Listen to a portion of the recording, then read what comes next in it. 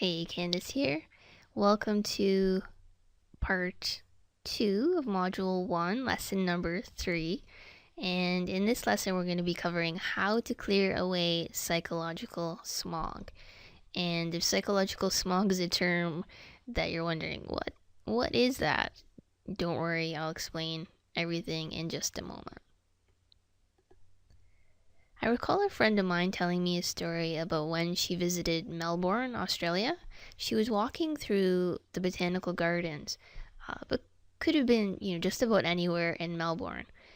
A second before, she was surrounded by magnificent trees. Then, she couldn't see the slightest trace of them. The smog had obliterated everything. True story. And if you've ever been caught in smog, fog, torrential rain, a blizzard, or a dust storm, then you'll know how frustrating it is. It's hard to get where you're going when you can't see clearly. Still, at least when we're trapped by the weather, we know what's happening, right? We know what's happening and we can modify our behavior as required. But when we get trapped inside our psychological smog, it's a whole different story. Psychological smog is what it sounds like, a thick cloud of thoughts that prevents us from seeing clearly or acting effectively. And sadly, most of the time, when we're lost in this smog, we don't even realize it. It's only once the smog lifts and we reconnect with the world and start to see clearly that we recognize how lost we really were. Psychological smog takes many forms. It could be worrying, blaming, fantasizing, rehashing old rejections and failures, rehearsing conversations, and what I call analysis paralysis, where you're kind of stuck just analyzing the conversations over and over again, or dwelling on times that are long gone, or predicting the future. There's one thing we need to be clear on here. The smog is not created by our thoughts. It is fusion with our thoughts that creates the smog. So no matter how negative, unhelpful, or painful our thoughts might be, they will not create smog if we diffuse from them. But the more we fuse with them, the thicker the smog, and the more we lose contact with the world around us. The moment we unhook ourselves from those thoughts and engage fully in whatever we're doing, we can see clearly and take effective action. Now, one of the most suffocating forms of psychological smog is worrying. We've all done it. We all worry to some degree, but the more habitual it becomes, the more it drains our vitality. It wastes time, saps our energy, and gets in the way of taking effective action. I remember worrying constantly about being rejected and clamming up in social situations. And you know what's probably the worst bit of advice when it comes to worrying? Telling someone to stop worrying about it. I mean, if it were that easy to stop, they probably would have done so long before, right? In fact, many of my clients have said, I tried to stop worrying, but I can't. And that's not surprising. There's actually a lot of research that shows that trying to stop worrying usually makes it worse. When we push away worrying thoughts or distract ourselves from them, it often gives us some short-term relief, but in the long term, it generally leads to the rebound effect, where those thoughts return with greater frequency and greater intensity than before. So, how then do we deal with the worry smog? How do we get rid of it? Well, step 1 is to be clear about what worrying is. Be clear about what worrying is. Worrying doesn't mean having thoughts about bad things that might happen. We all have those kinds of thoughts. And as with any other form of psychological smog, the thoughts themselves are not the problem. The problem is fusion. Worrying means fusing with those thoughts, holding on tightly to them, replaying them over and over instead of letting them go. Step 2 is to identify the costs of worrying. Identify the costs of worrying. The major cost of worrying is missing out on life. ultimately you miss out on life. When we're all caught up in our worries, we're not psychologically present. We're not in the moment, right? We're disconnected from our here and now experiences and are instead caught up in thoughts about the future or the past. We miss out on interaction with our loved ones. We miss out on the food we're eating or the activities that we're doing. We go through the motions, but we're not present. So the experience isn't going to be rewarding or fulfilling. And it certainly interferes with our performance in any field of endeavor, any activity that we do. Other costs include wasted time, disrupted sleep, and procrastination over important decisions. Yeah, I'm sure you can relate to that. We've all been there. Step 3 is to unhook from reasons to worry. Unhook yourself from reasons to worry. So sometimes my clients say to me, that's just me. I've always been a worrier. I can't help it. And I'll usually reply along the lines, if you go along with that story, where does it leave you? It's quite natural that your mind would say something like that. Our minds tend to get very set in their ways, and they often don't like making changes.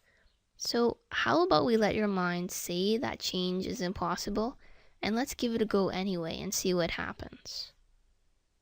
Another common story I hear is that people think, worrying helps me deal with my problems. It prepares me for the worst, right? The worst case scenario. So they think it's a way that they're working through their problems. And my answer to that is that worrying is like riding a rickety old bicycle to go from New York to Chicago. Sure, you'll eventually get there on that rickety old bike, but how long is it going to take you, and what condition are you going to be in by the time you get there? There are far more effective ways to make the journey. If you want to effectively solve your problems, or effectively make decisions for the future, or effectively prepare for action in the event of worst case scenarios, then worrying simply does not do the job. It typically impairs action, increases procrastination, reduces motivation, and leads to poor decision making while increasing stress and anxiety. So instead of worrying, try instead to move to active planning and constructive problem solving. And you can do this pretty simply just by asking yourself questions like, what can I do to deal effectively with the situation? What action could I take that might make a difference? Where could I get help or advice? What's the worst thing that could happen? And if it did happen, what could I do to cope? What actions could I take, or help or advice could I get? If you can take effective action, do so. If you can't, that's all right. Diffuse from your worries. Step 4 is to distinguish worrying from taking care. This idea that, people that worry or are taking care, right? They're seen as being concerned. But many people seem to think that worrying about their problems equates to taking care of their problems. But there's a huge difference. The former, worrying, is useless. And the latter, taking care, is invaluable. Okay, so I'll give you some examples to illustrate what I mean here. Think about worrying about your health, right? You're uselessly dwelling on scary stories about what might be wrong with your body, versus taking care of your health, where you're eating well, exercising, quitting smoking. Another example, worrying about your finances. Useless dwelling on scary stories about how little money you have, or how you might lose it, or what you may be unable to afford, versus taking care of your finances, where you're starting a savings account, you're setting up a budget, you're meeting with a financial advisor. So you see the difference there? And when it comes to social situations, it's the same thing. Ask yourself, am I worrying or am I taking care?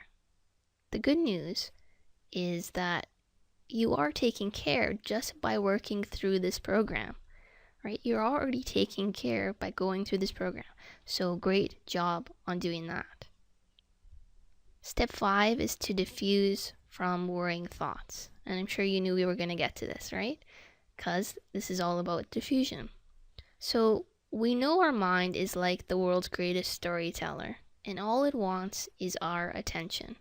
and it knows that we pay attention when it tells us scary stories. So it's not going to suddenly stop doing that. However, we can learn to let those worries come and go without buying into them. You now know how to diffuse. We've gone over the diffusion techniques, so pick one and use it. For example, as soon as you become aware of worrying thoughts, silently say to yourself, "Here's worrying again." Remember which technique that one is? Right, notice it and name it. Also, regular practicing of leaves on a stream, like we talked about in the last video, is extremely useful for chronic worriers. In a future module, we're going to look at how to use any mindfulness technique to not only escape from any psychological smog, but also to go from smog to confidence. So we're going to be tying everything together using the confidence cycle. For now though, what I want you to do is to practice. Continue to practice diffusion. And if you run into any problems, go back and listen to these previous 3 videos to help you troubleshoot through those issues. Right? If you tend to be more of a worrier, if worrying is more of a concern for you, go over this video again and work through the steps that we just went over.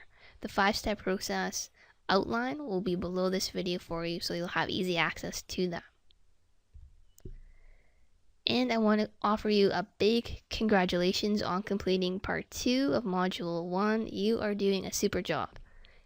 Under this video, I included a summary of all the key points that we covered in this entire module, including part 1. So I encourage you to read over that carefully and put those points into practice.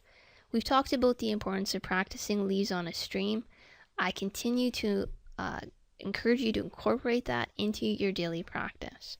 So you're going to get, I really believe that you're going to get so good at diffusing anxious thoughts, it's going to become second nature to you. That's one of the goals of helping you through this program. Okay, so you'll want to stay tuned for next week. It's another very important module. This past module, of course, we focused on anxious thoughts. Well, in the next module, we're going to tackle anxious feelings. Right, so have a great week ahead. I look forward to hearing about how you're progressing. Please continue to leave comments below. All the best.